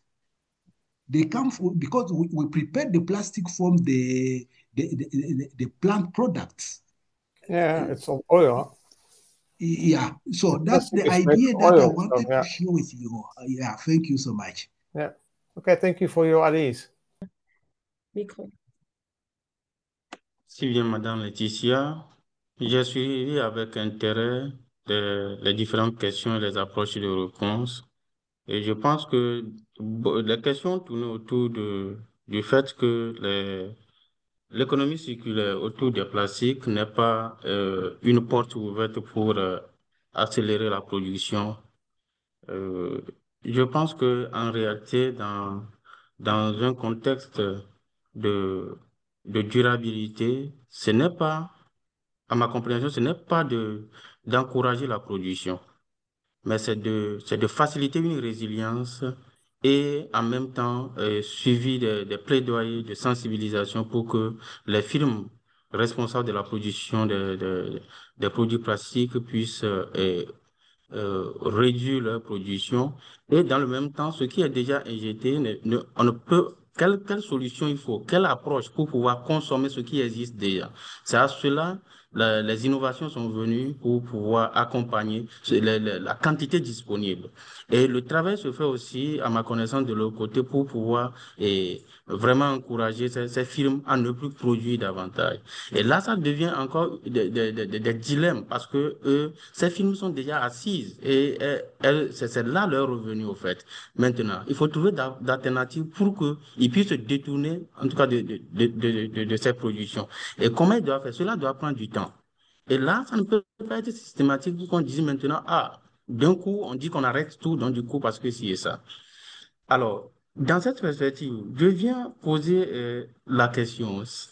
concernant la toxicité de la transformation des produits plastiques, est-ce que Madame Diane et son collègue Monsieur Pascal, est-ce qu'il y a des études avec des données, en tout cas des informations fiables, qui nous montrent qui nous fait une comparaison entre les plastiques non transformés et ceux du moins transformés? C'est-à-dire quoi? Lorsqu'on cherche à transformer un plastique à un produit, à un autre produit fini, est-ce que les conséquences sont plus moins que lorsqu'on laisse le plastique dans la nature et avec des durées de vie que nous connaissons très bien?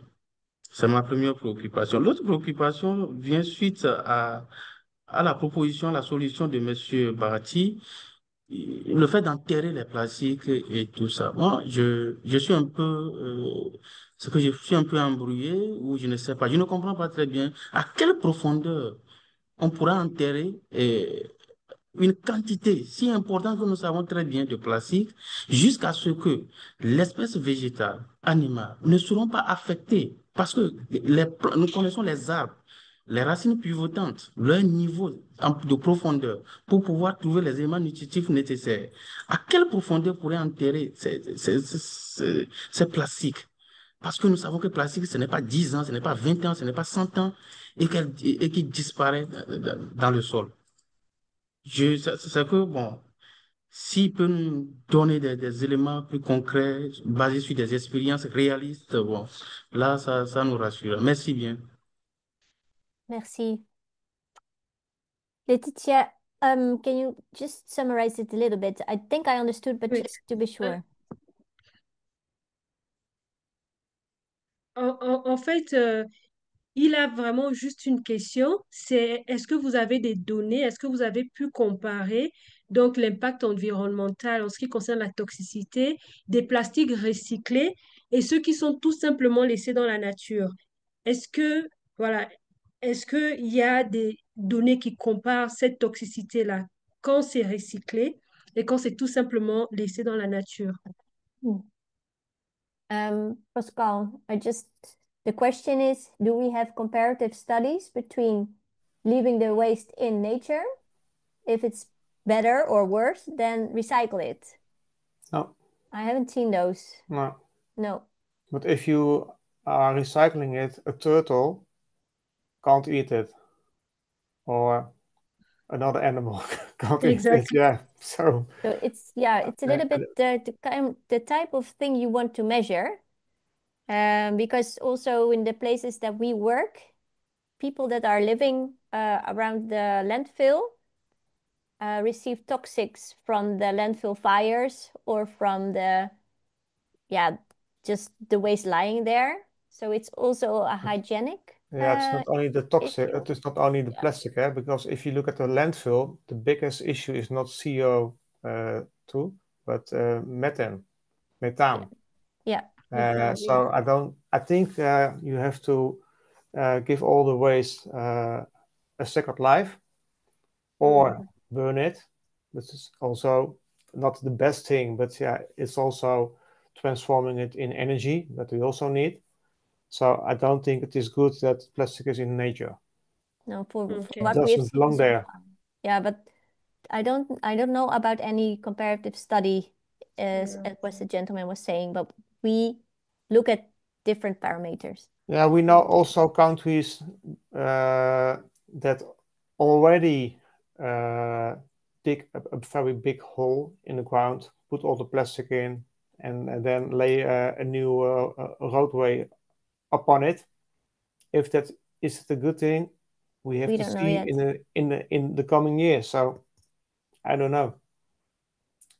But the thing is, we have very big problems. But the thing is, we have so enormous much plastic waste that we can solve it, and also other solutions can't solve it. So yeah, maybe we have to burn it and maybe we have to bury it, but we are not only have an ecological impact, we also have a business case. So that's also the thing that we want to transform waste into value.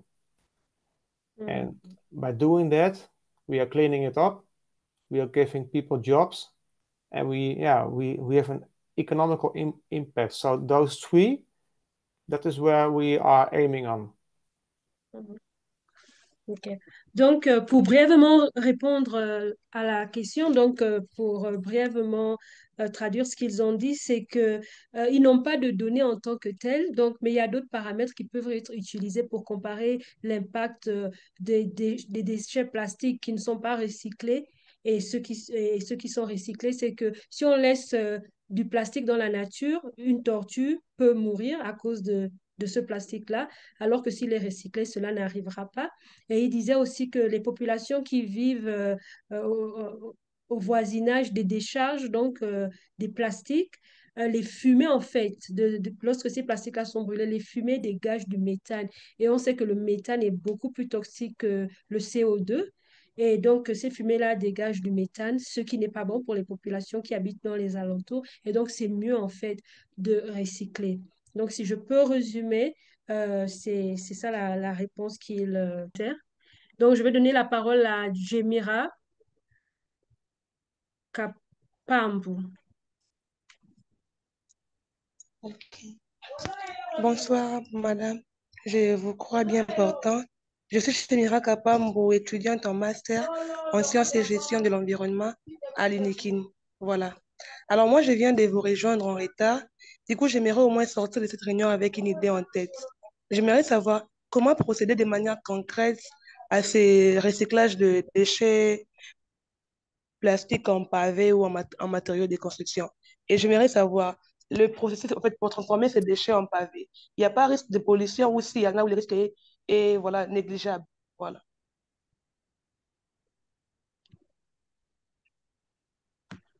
De mon côté, j'ai juste compris la dernière question qui était est-ce que lors de la transformation des déchets en pavés, il n'y a pas risque de pollution ou est-ce que le risque est négligeable? C'est ça? Désolée, ça coupe un peu. L'Internet est instable de mon côté. Oui. So is this the question of pollution from using the paver? From plastic to the paver. Yes. Well, in our process, there's no pollution, if that's the question. So we have this closed system for the production of so the fumes are filtered, the products are, well, they're melted and then pressed into a form, so then you don't have any waste. Maybe that's what was meant. Yeah. But for the usage of the products, we also do tests for UV, for instance. But we also encourage people to use the product wisely. So if you are cutting the product, you have to do it in a safe way. If we make a paver, then it's not supposed to be that you're building a highway with it, So, but it's like a little bit of common sense that you need to use the product for what it was produced for. Yeah, but making products from plastic waste is relatively new. So we as a producer, but also other producers, project how long the product can last. We know that it can be returned into our process. Yeah, and we are now only using it in households or, for instance, resorts or hotels. It is not that we build a new highway that you can drive on, because that is not safe. No, you have to use the product for what it's meant to. So I hope that helps to answer the question. Yes. Donc, la réponse, c'est que lors donc, du recyclage, le système utilisé, c'est un système clos, hein. Donc, les fumées sont filtrées à l'intérieur de ce système-là. Donc, il n'y a pas pollution. Et aussi, il faut que le produit soit utilisé pour ce pourquoi il a été fabriqué. Et vous n'allez pas, par exemple, utiliser des pavés pour, par exemple, construire une autoroute. C'est important de respecter, en fait, donc, ce côté-là, utiliser le produit pour ce pourquoi il a été fabriqué. Donc, j'espère qu'on a répondu à toutes vos questions, Jamira, ou bien il y a une qu'on n'a pas adressée. Ok. Je vais donc donner la parole à Thierry Ambroise.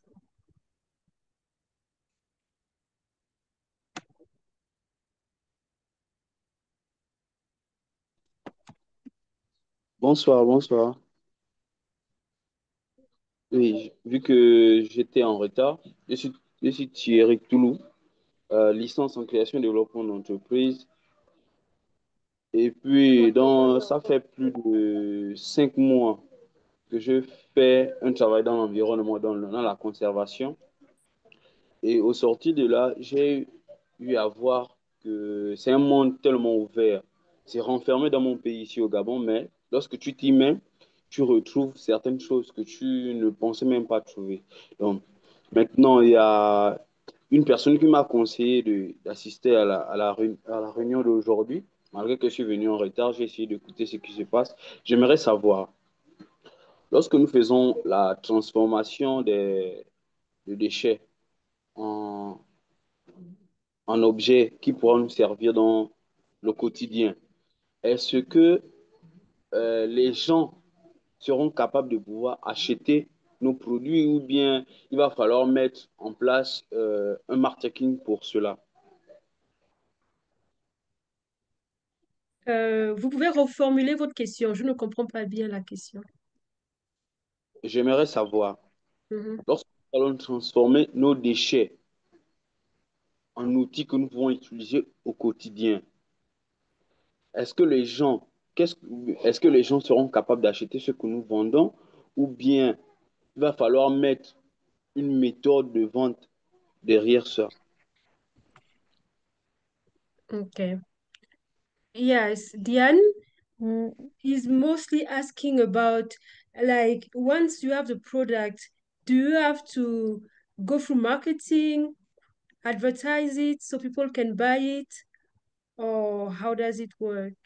Oui, yeah, bien sûr. Yes, it's really important that people want to buy the product. So first you do the market analysis, so you have kind of an idea of what the product should be. And then you have to market it. You have to show people how it works. It's a new product. It's made out of plastic waste, which is strange, of course. We did a lot of studies where people were fan of concrete, and then this looked like concrete, but it is not concrete. What is this? And why is it more expensive or cheaper of what I'm used to? So it's a new product, which makes it even more challenging. But the message is great, of course. It's made from local waste. You solve a problem, which is the impact on nature. But you also can buy a product that's really lasts for a lifetime. So the promise is good, but it's a new promise. So marketing is essential in this case, with every Yeah. new innovation, of course. Yeah.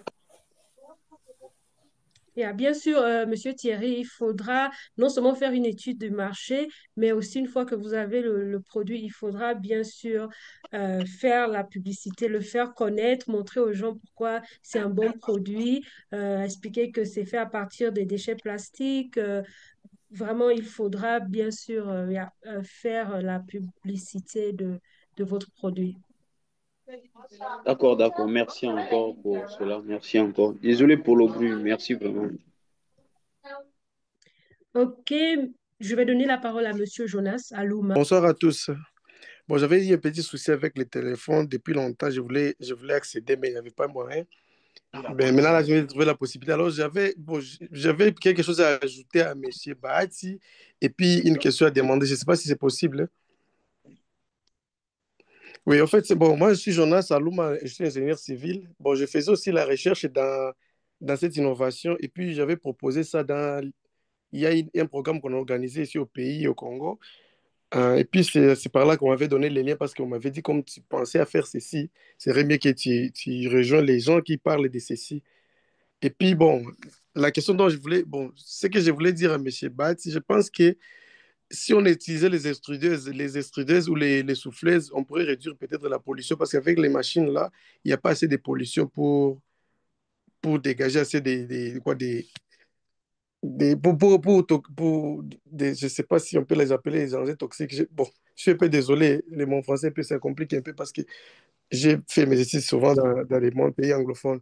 Maintenant, la question, maintenant, je voulais savoir, je voulais demander la question aux dames, hein, à la dame, si la machine qu'on utilise, qu'on pourrait utiliser, si on peut utiliser les soudeuses ou bien, pas les soudeuses, mais les souffleuses ou bien les souffleuses ou bien la machine à injection pour travailler avec les déchets plastiques. Parce que moi, je me demandais si on utilisait, je pensais utiliser la souffleuse, mais je voulais savoir maintenant, parmi les deux, quelle est la machine qui serait mieux. Oui, I think the question is, I don't understand the word please. Souffleuse, like a blower or... So the question is, what type of machine is it?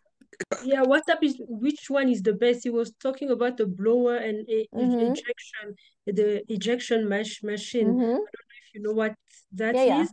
Yeah, so he was asking between the two, which one is the best? I think the option. Yeah, maybe Pascal, you can explain a little bit the difference from our machine to blow molding.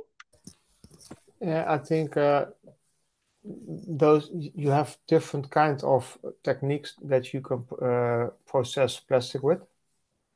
But we don't only use plastic, we also use like a filler, just mentioned glass or sand, because we don't wash the plastic. Maybe it wasn't clear, but we can process plastic that is also dirty with sand or a mud or a little bit of moisture. And in the most processes in the world, first the plastic has to be washed and cleaned. But then you need a lot of water. And that's also a problem in the world because we don't have much water, not clear water. So yeah, we call it a transformer, and it is our own patent. So it isn't an extruder. It looks like an extruder, but it isn't an extruder. But yeah, we can't tell you that because that's our secret. Okay. And Letitia, maybe for the time, maybe you can ask the people, they can send questions, and then we can see maybe there are a few topics, and then we can respond to you and you can send it to them, or maybe the next week we can also answer those questions, because I don't know how much people want to ask something to us. Exactly. Yeah. Yes, exactly. Je pense que c'est ce qu'on va faire. Il proposait en fait que si vous pouvez écrire toutes vos questions dans le chat pour ceux qui ont encore des questions et on va les leur transmettre. Ils répondront à la prochaine session qu'on aura avec le 23. To come back to you, Pascal, I did not really get your answer. I don't know. He was asking between the blower and the ejection machine, which one is the best? I think you say that you can't really tell us. Sorry? To make products that we make, you can't make it with those machines. We have built our own machine. And so we you can't, have, you can't tell us which one it is. No, with those machines, you can't make the things that we are making. Okay. Then you make only products made of pure plastic. And for that, you have to use new plastic, so virgin plastic. And we don't want that because we want to recycle. Yeah. So if you want to recycle, you have to clean those plastic if it is virgin, and then you need a whole other process. Then you have to clean it, and you have to sort it almost on melting type niveau of plastic, and that is not doable. We do that in Europe, but that business, it is almost dead because. Okay. Donc, en ce qui les concerne, eux, ils n'utilisent ni la souffleuse ni la machine à éjection parce qu'ils utilisent ce qu'on appelle donc des fillers. Donc, évidemment, les plastiques sont des déchets plastiques, donc ils ne sont pas purs. Apparemment, avec les souffleuses et les machines à éjection, il faut du plastique assez pur. Et sans compter qu'ils ajoutent ce qu'on appelle le filler. Et donc, eux, ils ont leur machine à eux. Il ne peut pas nous dire exactement, il ne peut pas nous donner le nom. Euh, donc, c'était ça sa réponse. Je pense que Monsieur Jonas Aluma sera le dernier. Et puis, on va devoir... Merci beaucoup. Bon, c'est toujours concernant ce que M. Pascal vient de répondre, parce que je l'ai écouté vraiment sérieusement avec sérénité. Mais il y a quelque chose qui a un peu cloché. Bon, je voulais savoir maintenant si, bon, parce qu'ils disent qu'ils utilisent d'autres matières. Moi, je ne sais pas, nous, souvent ici, on pensait utiliser le sable. Quand la machine est en train de passer dans la vie sans fin, il y a les réchauds qui sont à côté, qui est en train de chauffer les plastiques, qui est en train de se mélanger avec les sables. Je ne sais pas si leur machine utilise toujours les mêmes produits ou bien il faudrait changer maintenant ou trouver l'autre matière pour utiliser. Parce que souvent, nous mélangeons les sables au plastique pour trouver peut-être la pâte qu'on doit mettre dans les formes, hein, dans les moules, pour qu'on trouve maintenant la forme de la chose dont on voulait avoir. Je pense qu'ils utilisent aussi le sable. Right, Diane? Oui. Mhm. Je pense qu'ils utilisent aussi le sable. Oui. Donc, ok, nous sommes donc arrivés à la fin de la soirée. Toutes les questions qui sont dans le chat, on va les transmettre à Diane et Pascal et vous aurez donc les réponses à la prochaine session. Et donc, merci à tous de vous être connectés. Merci pour vos questions. Et je veux vraiment dire un grand merci à Diane et Pascal. Vraiment, on a hâte de vous retrouver encore le 23 pour en savoir plus.